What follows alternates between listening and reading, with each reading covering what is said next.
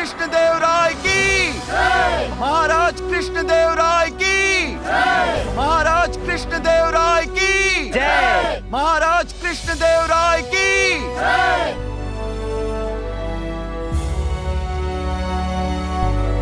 महाराज, आज के दरबार की कार्रवाई शुरू करने क्षमा से कीजिएगा महाराज, इससे पहले कि दरबार की कार्यवाही प्रारंभ हो, हम आपसे कुछ कहना चाहते हैं। अवश्य आचार्य, कहिए क्या कहना चाहते हैं आप। यदि महाराज को स्मरण हो तो महाराज ने हमें अपनी स्वर्गीय माता जी की अंतिम इच्छा पूर्ति के लिए कोई उपाय निकालने के लिए कहा था, जिससे मरणोपरांत भी उनकी अंतिम इच्छा पूरी हो सके। जी जी आचार्य, याद है हमें। तो कोई उपाय निकाल पाए हैं आप हमारी दुविधा का? जी हाँ। महाराज के माताजी की अंतिम इच्छा हम कुछ समझे नहीं महाराज। हम बताते हैं मंत्रीवर। बात यह है कि महाराज ने हमें बताया था कि उनकी स्वर्गीय माताजी की अंतिम इच्छा थी कि वो रत्नागिरी के आमों का स्वाद चखें, किंतु उनकी अंतिम इच्छा पूरी होने से पहले ही स्वास्थ्य समस्या के कारण उनका स्वर्गवास हो गया और उनकी अंतिम इच्छा अधूरी रह गई। तो महाराज इस दुविधा में थे कि कैसे उनकी स्वर्गीय माताजी की अंतिम इच्छा पूरी की जाए ताकि वो अपने पुत्र होने के कर्तव्य के ऋण से मुक्ति पा सके। क्षमा कीजिए आचार्य, परंतु ये कैसे संभव है? स्वर्गीय राजमाता रत्नागिरी के आम खाने के लिए जीवित तो नहीं? मृत्यु मनुष्य की होती है मंत्रीवर, कर्तव्य की नहीं। तुलुआ कुल के वंश अपने प्राण दे सकते हैं, परंतु अपने कर्तव्य से पीछे नहीं हट सकते। वैसे भी शास्त्रों के अनुसार यदि किसी मृत व्यक्ति की अंतिम इच्छा अधूरी रह जाए तो उसकी आत्मा को मुक्ति नहीं मिलती। महाबली सम्राट अपनी स्वर्गीय माता जी की अंतिम इच्छा पूरी करके वर्षों से मोक्ष के लिए भटकती उनकी आत्मा के लिए मोक्ष की राह प्रशस्त कर रहे हैं। इसके लिए हमें उनकी कर्तव्य परायणता का सम्मान और प्रशंसा दोनों करनी चाहिए। आप सही कह रहे हैं आचार्य, परंतु हमारा प्रश्न अभी वही है कि ये कैसे संभव है? स्वर्ग सिधारने के पश्चात स्वर्गीय महारानी जी की आम खाने की अंतिम इच्छा कैसे पूरी हो सकती है? हो सकती है, अवश्य पूरी हो सकती है। क्यों नहीं हो सकती? हमने तो रास्ता भी निकाल लिया है। अपने ध्यान, तपस्या और तंत्र साधना की शक्तियों से अंततः हमने परलोक से संपर्क साध ही लिया और जान ही लिया कि कैसे स्वर्गीय महारानी की अंतिम इच्छा पूरी की जा सकती है। तो बताइए आचार्य, कैसे पूरी हो सकती है हमारी स्वर्गीय माता जी की अंतिम इच्छा? बहुत सरल उपाय है महाराज। आप अपनी स्वर्गीय माता जी की पुण्य आत्मा के नाम पर यहाँ पंडितों को एक एक सोने का आम बांट दीजिए।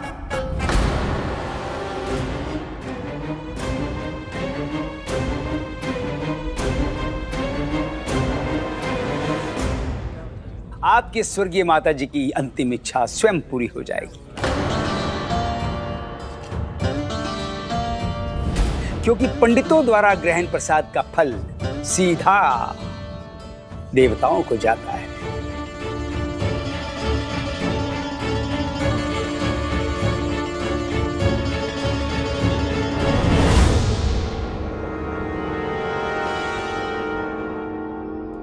उपाय अद्भुत है आचार्यवर। पंडितों को भोग लगाना अर्थात देवताओं को प्रसन्न करना, और देवताओं को प्रसन्न करना अर्थात सभी ऋणों से मुक्ति पाना। हमें आपका ये उपाय सहर्ष स्वीकार है आचार्यवर। हम आज ही सोने के आम बनवाने के लिए कोई आवश्यकता नहीं है महाराज। हमें पूर्ण विश्वास था कि आप हमारे इस उपाय को अवश्य स्वीकार करेंगे, इसलिए हमने, क्षमा कीजिएगा, आपकी अनुमति के बिना कोषाध्यक्ष को कहकर सोने के आम बनवा लिए।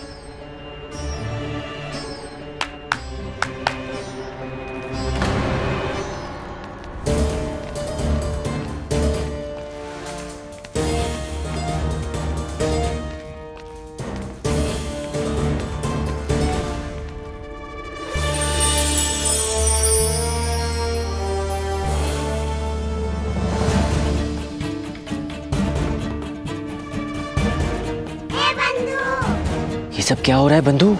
रोकना होगा इस अंधेर को। कुछ नहीं करेगा तू रामा, कोई आवश्यकता नहीं है बीच में टांग अड़ाने की। अरे यहाँ लूट मची है और तू मुझे चुप बैठने को कह रहा है?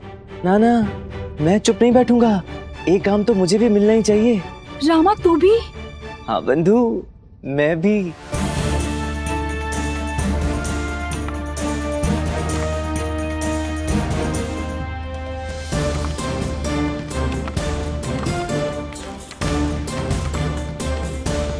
महाराज, अपने हाथ से इन सोने के आमों को स्पर्श कीजिए। अब अपने सच्चे हृदय से अपनी स्वर्गीय माता जी का स्मरण करके इन आमों को पंडितों और ब्राह्मणों में बंटवाने का आदेश दीजिए।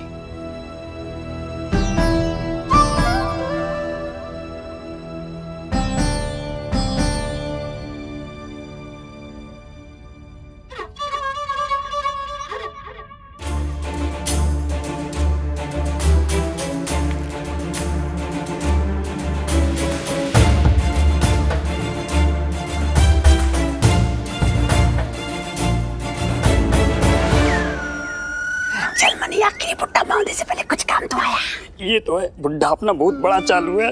बस मनी तू ये प्रार्थना कर कि ये सोने के आम लेकर निकलने से पहले यहाँ कोई गड़बड़ ना हो। हाँ धनी, जल्दी निकल रहे।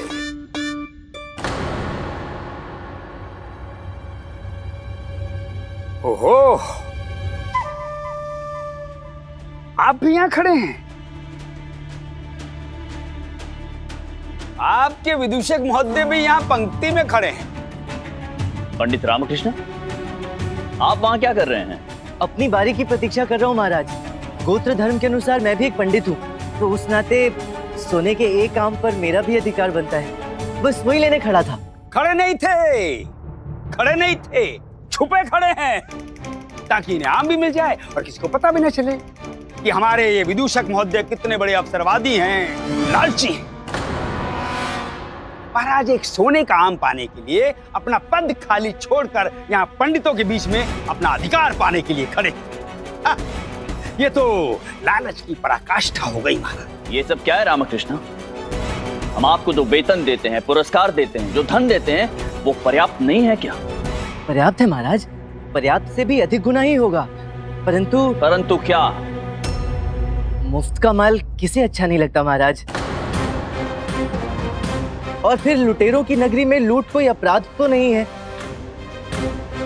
यहाँ सोने के आम बट रहे थे तो मैंने सोचा क्यों ना बहती गंगा में हाथ धो लिया जाए।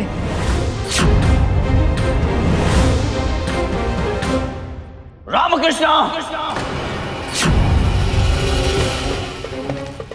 होश में तो है आप? जानते भी है क्या कह रहे हैं?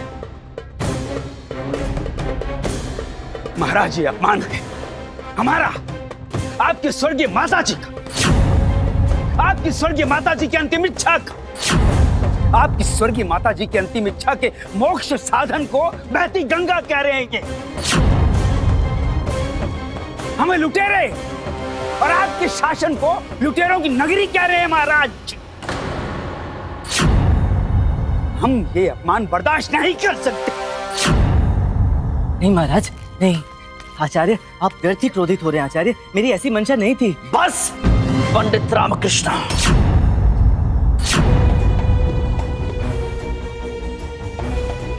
लगता है आप अपनी सीमा भूल बैठे हैं। हम सब कुछ सह सकते हैं, किंतु हमारे सामने किसी साधु पुरुष का अपमान नहीं सह सकते हैं। और वैसे भी ये हमारा निजी मामला है और हमारे निजी मामले में हस्तक्षेप करने का अधिकार हमने आपको नहीं दिया है। रामकृष्ण, हमारे स्नेह, हमारी उदारता को कदाचित आप कुछ और समझ बैठे हैं। निकल जाइए यहां से, अभी इसी समय जाइए और आज के बाद अपना ये चेहरा हमें मत दिखाइएगा।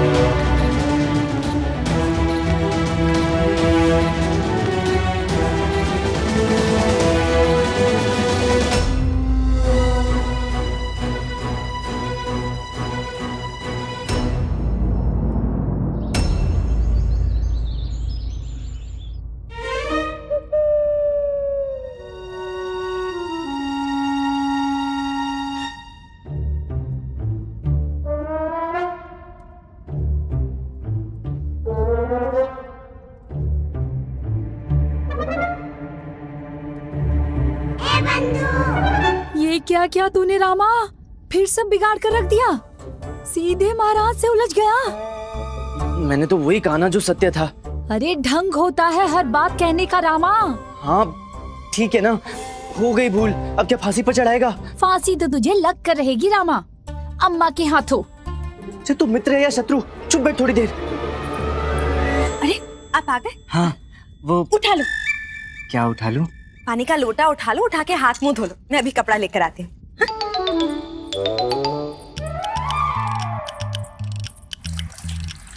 शारदा का व्यवहार तो सामान्य लग रहा है, लगता नहीं कि दरबार की बात अभी यहाँ पहुंची है।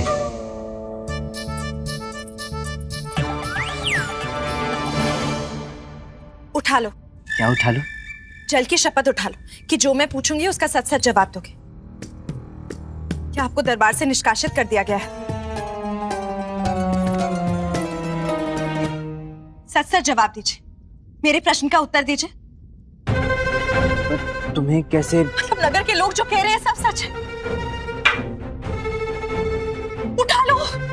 क्या उठा लूं? अरे अपनी धोती उठा लो, भागने में आसानी होगी। भागने में क्यों? अरे पीछे देखो, अम्मा खड़ी है। हाँ? हाँ।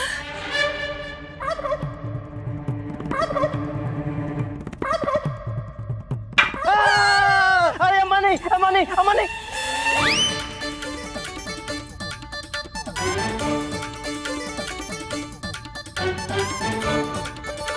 अम्मा नहीं, अच्छा अच्छा मेरी बात तो सुना। अम्मा नहीं नहीं नहीं मम्मा। अरे तुम खड़े खड़े देख क्या रही हो? बताओ तो सही क्या कह रही है? पता था इन्हें कि आप एक जगह पर टिककर रहने वाले जीव ही नहीं हो। ये तो होना ही था। परिवार की सुख शांति देखी नहीं जाती ना आपसे। अम्मा लग जाएगी, लग जाएगी। इतनी मुसीबतों के बाद भगवान की कृपा से ये घर मिला, एक आसरा मिला, इतने बड़े महाराज का आशीर्वाद मिला, पर सब गवा दिया आपने। क्या जरूरत है महाराज और उनकी स्वर्गीय माता जी के बीच में आने की? ये अच्छा है, मैं क्यों नहीं आऊं महाराज और उनकी स्वर्गीय माता जी के बीच, जबकि मुझे स्पष्ट रूप से दिखाई दे रहा है कि महाराज को ठगा जा रहा है उनके माता जी के नाम पर। सोने के आम ऐठे जा रहे हैं। अम्मा क्या कह रही हैं? उठा लो। ये कह रही हैं? नहीं, हम कह रहे हैं पीछे बड़ा पटरा उठा लो, लाठी से बचने के काम आएगा। ये तो ये कह रहे हैं कि महाराज है वो सोने के आम दे या सोने के अंडे, तुम्हें उसके बीच में बोलने की क्या जरूरत है? अरे महाराज क्यों देने लगे अंडे? महाराज है या मुर्गा? पहली बात, अंडा मुर्गा नहीं पक पक पक पक मुर्गी देती है। और दूसरी बात, लज्जा नहीं आती पंडितों के पूजा पाठ वाले परिवार में अंडे की बात करते हुए? छी छी छी। वाह वाह, तो अम्मा का अंडा कौन सा शाकाहारी था जो सबसे पहले ये बीच में लेकर आई? उठा लो। देखो अपनी बात बाद में करना, पहले बताओ अम्मा क्या कह रही हैं? अरे यही कह रही है, अपने कपड़े लत्ते उठाओ और निकलो इस घर से। इन्हें तुम जैसा मूर्ख, वाचाल और बड़बोला बेटा नहीं चाहिए जो महाराज के सामने अपनी बात तक नहीं कह पाए। अम्मा चेतावनी दे रही है कि जो भी तुमने बिगाड़ा है उसे ठीक नहीं कर देते, जो भी गलत है उसे सही नहीं कर देते, तब तक अम्मा बिना पल के झपकाए, बिना खाए पिए इस जगह पर धरना देकर बैठ रही है। तुम भी? नहीं, वो तो हम बस थक गए थे इसलिए बैठ गए। ये क्या मुसीबत है? क्या हुआ? इतना सन्नाटा क्यों है? हाँ, समझ गया। ला मैंने फिर से कोई गोल चिल्लाया उतारा है ना लामा? चल भाग भाग भाग भाग भाग।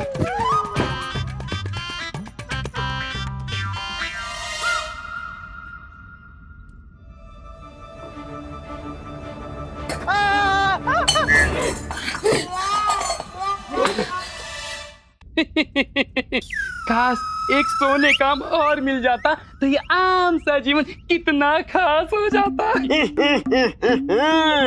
मैंने तो दोबारा कतार में लगकर अपना ये आम सा जीवन कब का खास बना लिया प्यारे। ये देख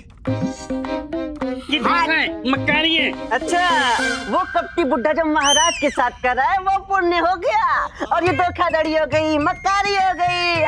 हाँ, बात तो बिल्कुल सही है, जैसे गुरु वैसे चेले।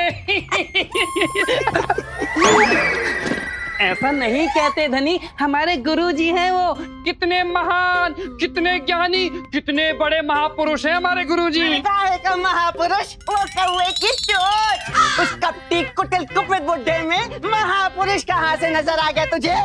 बस कर मेरे भाई, इतने भी बुरे नहीं है हमारे गुरुजी। बुरे? अरे छुरे छुरे घोपने का मन करता है उसके पेट में। ये छुरा अंदर और ये हवा बाहर। कर मेरे भाई, बस कर, ज्यादा बेइज्जती मत कर अपने गुरुजी की। अरे मनी, वो तो धन की लालच में झेल रहा हूँ मैं, वरना कब का उस कपटी बुड्ढे के पैर पकड़कर यूं घुमाता यूं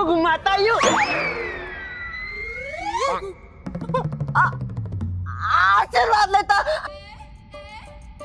कहता कि गुरुजी अपना हाथ सदैव हमारे सर पे रखना, सदैव हमें अपनी चरण में रखना। ए गुरु, देवी गुरु,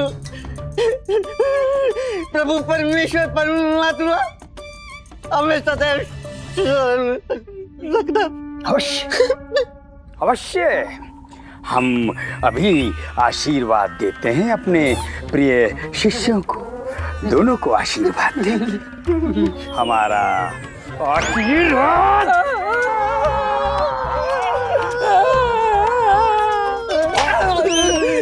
क्षमा गुरुजी, क्षमा। गुरुजी हम हैं कौन? है? वो कौवे की चोट आस्तीनों के साथ। गुरुजी। हाँ, पीठ पीछे कोसते हो, अब पकड़े गए तो क्षमा मांगते हो। सोने के आम मांग रहे गुरुजी, हमें हमारे सोने के आम दे दीजिए। छोटे लोग, छोटी सोच।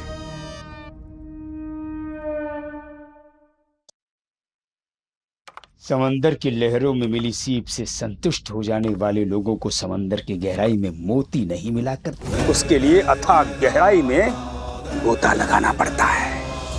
सोचो सोचो, यदि राजा एक आम दे सकता है तो दो दो क्यों नहीं, चार चार क्यों नहीं, आठ आठ क्यों नहीं, एक एक दर्जन क्यों नहीं? अर्थात गुरुजी, अर्थात सभी पंडितों से कहो कि अपने हिस्से का आम लेकर कल दरबार में आ जाएं। हम राजा से कहकर उन्हें एक एक आम की जगह एक एक दर्जन आम दिलवाएंगे।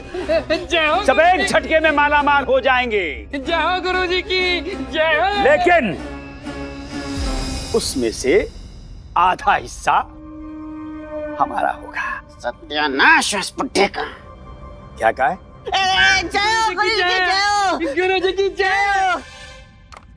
समय हमारे अनुकूल चल रहा है मेरे प्रिय शिष्यों। दुष्ट ग्रहों के बादल छट चुके हैं। इधर हम राजा को भावना के जाल में फंसाकर सोने के आम ऐंठ रहे हैं, और उधर उस दुष्ट पंडित रामाकृष्ण को अपमानित करके दरबार से बाहर निकलवा दिया हमने।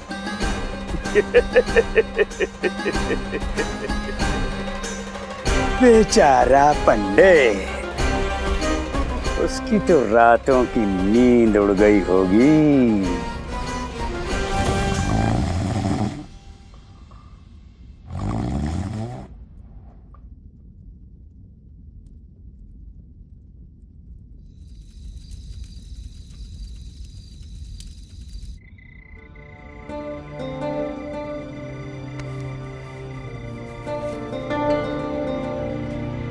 पंडित रामकृष्ण, हमारे स्नेह, हमारी उदारता को कदाचित आप कुछ और समझ बैठे। निकल जाइए यहां से, अभी इसी समय जाइए, और आज के बाद अपना ये चेहरा हमें मत दिखाइएगा।